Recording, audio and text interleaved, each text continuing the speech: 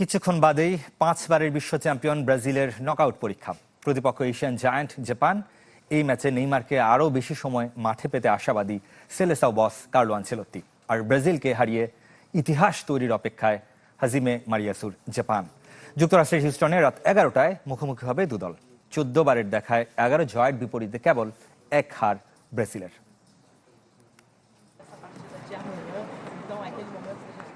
হেক্সামিশনে knockout পর্ব শুরুর অপেক্ষায় ব্রাজিল।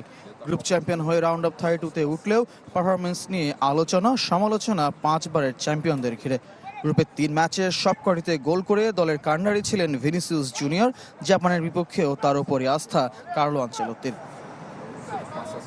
রাউন্ড অফ 32-র ম্যাচে নেইমার শুরুর একাদশে থাকছেন না, বরং সবশেষ ম্যাচে স্কটল্যান্ডের বিপক্ষে যে একাদশ নামিয়েছিলেন আনচেলত্তি, জাপানের বিপক্ষে পরিবর্তনের সম্ভাবনা কম।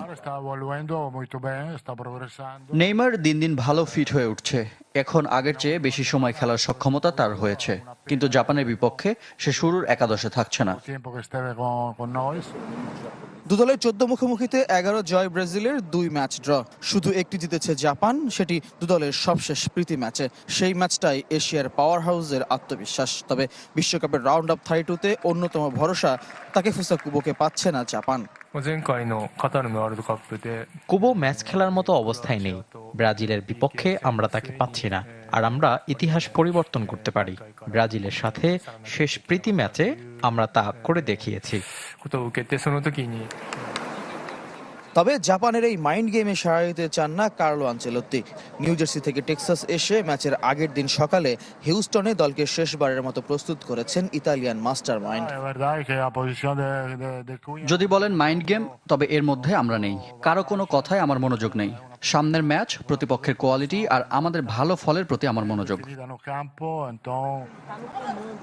ব্রাজিল গ্রুপ চ্যাম্পিয়ন আর জাপান রানার্স আপ হয়ে নকআউটে এলেও বিশ্বকাপের গ্রুপ পর্বে দুদলই আনবিটেন। শুধু তাই নয়, গত বছরের অক্টোবর থেকে জাপান নিজেদের শেষ 10 ম্যাচ আনবিটেন। এ সময় হারিয়েছে ইংল্যান্ড, ব্রাজিলের মতো দলকে। এদিকে রাতে ভিন্ন ম্যাচে নামছে জার্মানি, মরক্কো, নেদারল্যান্ডস। 12 বছর পর নকআউটে ডিমেন শেফট। গ্রুপ পর্বের শেষ ম্যাচে ইকুয়েডরের বিপক্ষে হারে কিছুটা ব্যাকফুটে নাগলসম্যানের দল। বড় তারকার এখনও অফ ফর্মে। বোস্টনে রাত 2:30টায় প্যারাগুয়ের বিপক্ষে শুরু হবে এই ম্যাচ। অপর হাই ভোল্টেজ দ্বৈরথে মেক্সিকোয় মঙ্গলবার সকাল 7টায় মরক্কোর প্রতিপক্ষ নেদারল্যান্ডস। স্ত্রীর গর্ভকালীন সন্তানের মৃত্যুর পর শোক নিয়েই এই ম্যাচে খেলবেন ডাচ তারকা কোডি গাকপো। পরের ম্যাচে আইভরি কোস্টের বিপক্ষে কষ্টার্জিত জয়। গ্রুপ পর্বের শেষ ম্যাচে ইকুয়েডরের কাছে হার জন্ম দিয়েছে এবারের আসরের সবচেয়ে বড় অঘটনের। আরও একবার লাতিন প্রতিপক্ষের মুখোমুখি নাগলসম্যানের দল। বিশ্বকাপে এর আগে 5 নকআউট খেললেও কখনো গোলের মুখ দেখেনি প্যারাগুয়ে। একমাত্র জয় 2010 আসরের শেষ 16তে জাপানের বিপক্ষে, সেটিও টাইব্রেকারে। জাপানের সাথে ড্রয়ে আসর শুরু করলেও সুইডেন, তিউনিশিয়ার বিপক্ষে বড় জয়ে আসরে দারুণ কামব্যাক নেদারল্যান্ডসের। বিশ্বকাপের নকআউট রেকর্ডও রোনাল্ড কোমেন শিষ্যদের পক্ষে। 10 ম্যাচের 7টিতেই জিতেছে ডাচরা। গ্রুপ পর্বের 3 ম্যাচে 10 গোল অরেঞ্জদের, যা কিনা আসরে যৌথভাবে শীর্ষ। তবে মরক্কোর সাথে জিততে নিজেদের সেরাটা দিতে হবে ফন ডাইকদের। বিজয়ী দল 4 জুলাই মুখোমুখি হবে স্বাগতিক কানাডার।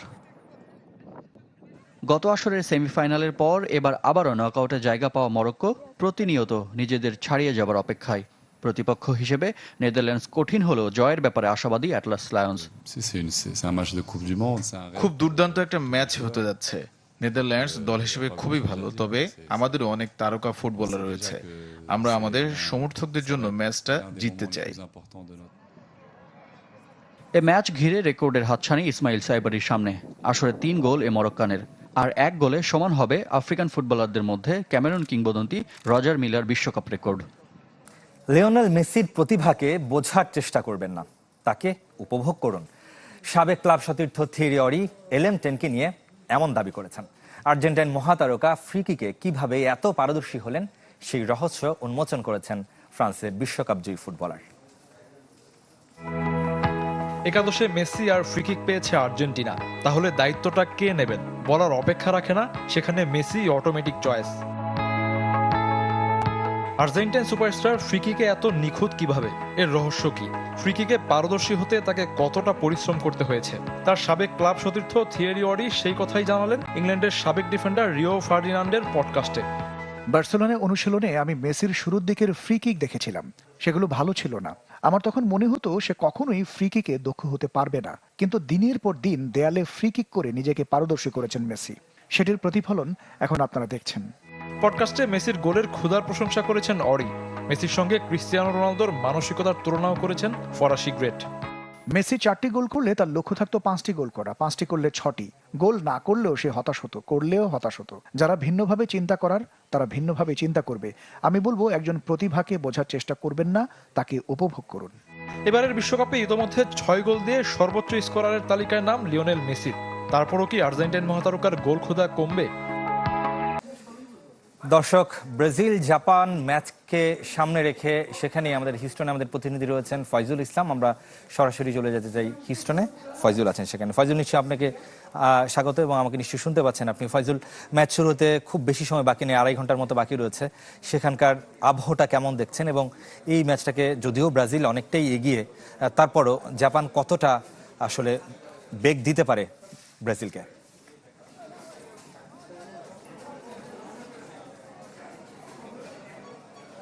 শোয়েব, আমি শেষ কথা দিয়ে আসতে চাই। আসলে জাপান বেগ দিতে পারে একটা ধারণা করাই যায়, কারণ জাপান লাস্ট 10 ম্যাচ আনবিটেন এবং এই লাস্ট 10 ম্যাচ কিন্তু গত বছরের অক্টোবর থেকে, এবং সেখানে ব্রাজিল ইংল্যান্ডের মতো দেশকে হারানোর কিন্তু সুযোগও হয়েছে জাপানের। সুতরাং জাপান বেগ দেওয়ার মতো অবশ্যই যোগ্যতা রাখে এবং ব্রাজিলের কথা নতুন করে বলার কিছু নেই। ব্রাজিল নিঃসন্দেহে এই ম্যাচে ফেভারিট এবং তাদের সেই যোগ্যতা প্রমাণ দিয়েই পরের রাউন্ডের জন্য আসলে নিজেদের কোয়ালিফাই করতে হবে, যেহেতু মিশন হেক্সা। আর বলছিলেন যে আসলে স্টেডিয়ামের আবহাওয়া ম্যাচ শুরুতে বেশ সময় বাকি রয়েছে। আমরা দেখাতে চাই দর্শক কিন্তু আসলে দলে দলে যুক্ত হচ্ছেন এবং এখন পর্যন্ত যা দর্শক দেখছি আমরা ব্রাজিল জাপান দু দেশের দর্শকই দেখছি। সেখানে ব্রাজিলের আধিপত্য নিঃসন্দেহে বেশি। আমরা অন্যান্য ভেন্যুতেও দেখেছি, যেখানে ব্রাজিলের ম্যাচ দেখেছি সেখানে আমরা সেখানেই ব্রাজিলের আধিপত্য দেখেছি এবং এই ভেন্যুতে এখন পর্যন্ত ব্রাজিলের আধিপত্য দেখছি। অনেকে জার্সি পরে আসে। শোয়েব, আমরা যখন এখানে সরাসরি সংযুক্ত হওয়ার জন্য অপেক্ষমান ছিলাম, এখানে একজন দর্শকের সঙ্গে আমাদের দেখা হয়েছে। তিনি বাংলাদেশ থেকে এসেছেন শুধু ম্যাচটা দেখার জন্য। আপনার সাথে কথা বলতে চাই।